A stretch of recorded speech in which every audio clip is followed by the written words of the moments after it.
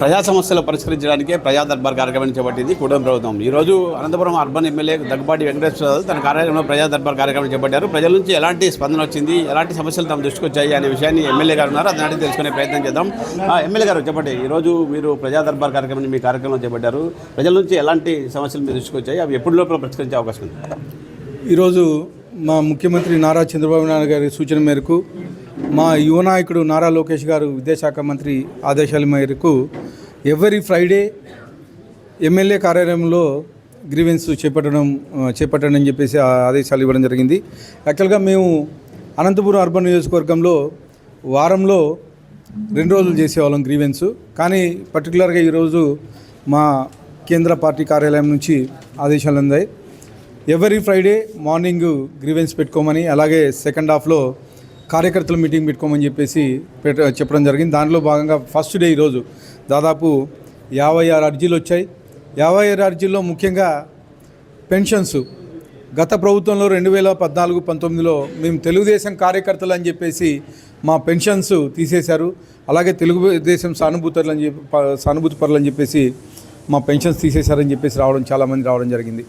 దానిలో భాగంగా ఈరోజు నిన్నటి రోజున దాదాపు 2500 పెన్షన్స్ గతం ప్రభుత్వంలో తీసేసినవి, 2014-19 కార్యంలో తీసేసినవి తెలుగుదేశం సానుభూతి పరులవి మొత్తం పంపించడం జరిగింది. అవి కానీ డివిజన్ వైజ్ మేము వెరిఫికేషన్ పెట్టించాము. నిజంగా అర్హులు ఉంటే వాళ్ళు దేనికి తీసేశారని చెప్పేసి మేము క్వశ్చన్ కానీ చేయడం జరుగుతుంది. అలాగే ఏవైతే మా తెలుగుదేశం సింపతి పరులు ఉండి అర్హులుగా ఉంటే వాళ్ళు మళ్ళా పెన్షన్స్ ఇప్పించే కార్యక్రమం ఏర్పాటు చేస్తామని కానీ తెలియజేస్తాను. అలాగే ఇవే కాకుండా గతంలో తెలుగుదేశం కార్యకర్తలని, తెలుగుదేశం సానుభూతి పరులని రేషన్ కార్డ్స్, అలాగే వివిధ సంక్షేమ కార్యక్రమాలు ఏవైతే చేపట్టారో అవన్నీ కేవలం తెలుగుదేశం కార్యకర్తలు అని చెప్పి తొలగించడం జరిగింది. అలాంటివి కానీ అర్జీ వచ్చాయి. ముఖ్యంగా పట్టాలు అయితేమి, రెవెన్యూకి సంబంధించినవి కానీ చాలా వరకు వచ్చాయి. ఇవన్నీ ఎవ్రీ ఫ్రైడే ఇక్కడ తీసుకొని పరిష్కారం చేసే విధంగా మేము కృషి చేస్తాం.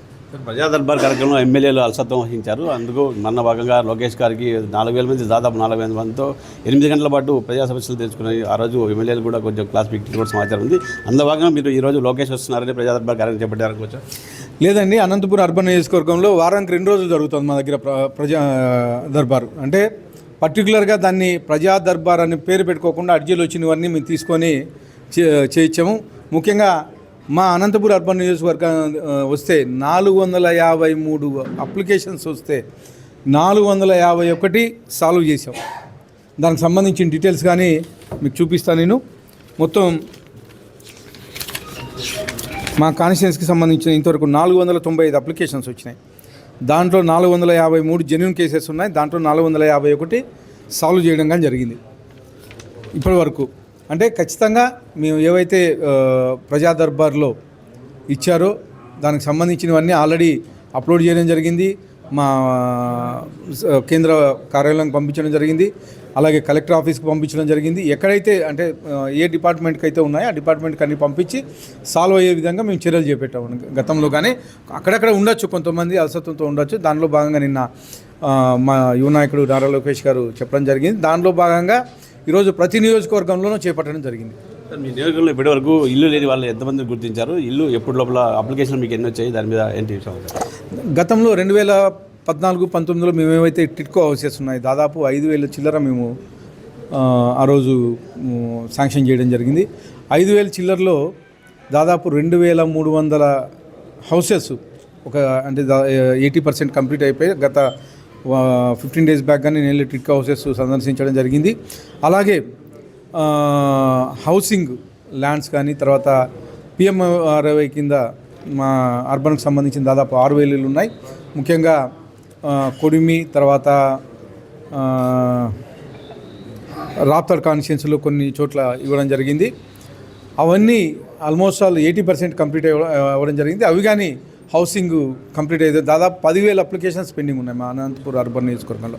అవన్నీ వచ్చే మార్చి నాటికల్లా అవి కంప్లీట్ చేసి మార్చి ఎండింగ్ కల్లా టిడ్కో హౌసెస్ అయితేమి మామూలు రెగ్యులర్ హౌసెస్ అయితేమి అన్ని క్లియర్ చేస్తామని చెప్పేసి తెలియజేస్తాం. చివరిగా కూడా చెప్పండి, మీ నియోజకవర్గంలో టౌన్లో ఎక్కువగా రోడ్లు అయితే కొన్ని కంప్లీట్ చేశారు, కొన్ని చోట్ల చాలా పెండింగ్ ఉంది, గుంతలు కూడా ఎక్కువ ఉన్న పరిస్థితి. ఎప్పటిలోపల మీరు లోకల్ బడి ఎలక్షన్స్ ఉన్నాయి కదా, ఎప్పటిలోపల మీరు పూర్తి చేసే అవకాశం? మీరు చూశారు గత 5 ఏళ్లలో ఎక్కడే కానీ ఒక డ్రైన్ కానీ ఒక రోడ్ కానీ ఎక్కడే కానీ వేయలేదు. ఏమన్నా అంటే కోవిడ్ అన్నారు, తర్వాత కోవిడ్ అయిపోయిన తర్వాత 3 years పనిచేశారు. ఎంతసేపు ఉన్న ఎస్టిమేషన్స్ టెండర్సు ఇవి పిలుచుకొని ఎక్కడ రోడ్డు వేయకోకుండా డబ్బులు తీసుకోవడము, లేకపోతే మీరు చూశారు డంపింగ్ యార్డ్ దాదాపు 22 కోట్లు ఉంటే దాదాపు 10 కోట్ల పైగా అవినీతి చేసే పరిస్థితి. ఈరోజు విజిలెన్స్ ఎంక్వైరీ అని జరుగుతుంది. ఆల్మోస్ట్ కొలికి వచ్చింది, దాదాపు 10-12 కోట్ల అవినీతి జరిగిందని చెప్పేసి విజిలెన్స్ ఎంక్వైరీ చెప్తా ఉన్నారు. అలాగే వర్టికల్ ట్రీ గార్డెన్ అని చెప్పేసి తర్వాత రకరకాలుగా అవినీతి జరిగింది. ముఖ్యంగా గత 3 ఏళ్ళలో కానీ ఎక్కడ రోడ్ వేయలేదు. ఒక రోడ్డు మాత్రం చూపిస్తున్నారు, పంగల్ రోడ్ల నుంచి బల్లారు బైపాస్ వరకు. అది కానీ మేము 2014-19లో మా తెలుగుదేశం ప్రభుత్వ హయాంలో టెండర్లు పిలిచి ఇచ్చింది. దాన్ని మళ్ళీ కాంట్రాక్టర్ని మార్చి వేరే కాంట్రాక్టర్కి ఇచ్చి చేయించారు. అది కానీ వంకర టింకర్లుగా దాంట్లో 40 కోట్లు 50 కోట్ల కమిషన్లు తీసుకున్నారని చెప్పేసి అనంతపురం ప్రజలు మాట్లాడుతూ ఉన్నారు. ముఖ్యంగా నీమా ఆప్టికల్స్ దగ్గర విడుతు తక్కువ చేసి, అంటే మేయర్ది కాబట్టి నీమా ఆప్టికల్స్ ఇవన్నీ రకరకాలుగా మాట్లాడుతున్నారు. కానీ అవన్నీ మేము పట్టించుకోకుండా ఈ 16 నెలల కాలంలోనే మీరు చూశారు రుద్రంపేట రోడ్డు దాదాపు 10-12 ఏళ్ళ నుంచి పెండింగ్ ఉంది. వస్తాను మేము వచ్చిన 6 నెలల కాలంలో చూశారు కంప్లీట్ చేయని. మీరు అయ్యప్ప స్వామి గుడి రోడ్డు చూశారు, దాదాపు అది అంతే 10-12 ఏళ్ళ నుంచి పెండింగ్ ఉంది. కానీ ఈరోజు బ్యూటిఫుల్ రోడ్డుగా తయారైంది. ముఖ్యంగా హౌసింగ్ బోర్డులో 30 ఏళ్ళ నుంచి పెండింగ్ ఉందంట, అది ఈరోజు డబుల్ రోడ్ వేపిస్తున్నాం. అంటే ప్రతిదీ ఒక 1 by 1 ప్రియారిటీస్ని బట్టి చేయించుకుంటూ వెళ్తున్నాం. ఏదో 1-6 రోడ్లు చూపించేసి దానిల మీదే మాట్లాడితే బాగుండదని చెప్పేసి చెప్తాను. ఎందుకంటే 11 లక్షల కోట్ల అప్పులు మీరు పెట్టిపోయారు. కానీ ఈరోజు మా ముఖ్యమంత్రి గారు నారా చంద్రబాబు నాయుడు గారు కేవలం సంవత్సరం కాలంలో గాడి మీద తీసుకొచ్చి డెవలప్మెంట్ ఫండ్స్ ఇస్తూ ఉన్నారు. ముఖ్యంగా దాదాపు ఈరోజు కానీ నెల లోడ్ బడ్జెట్ 11,000 కోట్లు ఈరోజు కానీ శాలరీస్ తర్వాత పెన్షన్స్ ఇవ్వడానికి 11,000 కోట్లు అప్పులు చేయాల్సిన పరిస్థితి. ఆ పరిస్థితి నుంచి ఈరోజు ఒక గట్టెక్కిచ్చే పరిస్థితి. ఎందుకంటే ఇండస్ట్రీస్ తీసుకొస్తున్నారు. ఇండస్ట్రీస్ తీసుకొస్తే ఆదాయం పెరుగుతుంది. గతంలో ఎక్కడే కానీ ఒక ఇండస్ట్రీ వచ్చిన దాఖలా లేదు. ఎప్పుడైతే గతంలో మేము 2019లో ఏదైతే ప్రభుత్వం అప్పు ఇచ్చామో అదే ఇన్కమే ఉంది. ఎక్కడైనా ఒక 2% 3% పెరిగిన దాఖలాలు కానీ జనరల్గా నార్మల్ వీళ్ళు అభివృద్ధి చేసి పెంచిన దాఖలాలు ఎక్కడే కానీ లేవు. కానీ ఈరోజు 1.5 year కాలంలోనే దాదాపు 12 లక్షల కోట్ల పెట్టుబడులు తీసుకొచ్చి ఈరోజు అభివృద్ధి కార్యక్రమాలు ఇండస్ట్రీస్ పెట్టే పరిస్థితి. అంటే ఇండస్ట్రీస్ వస్తే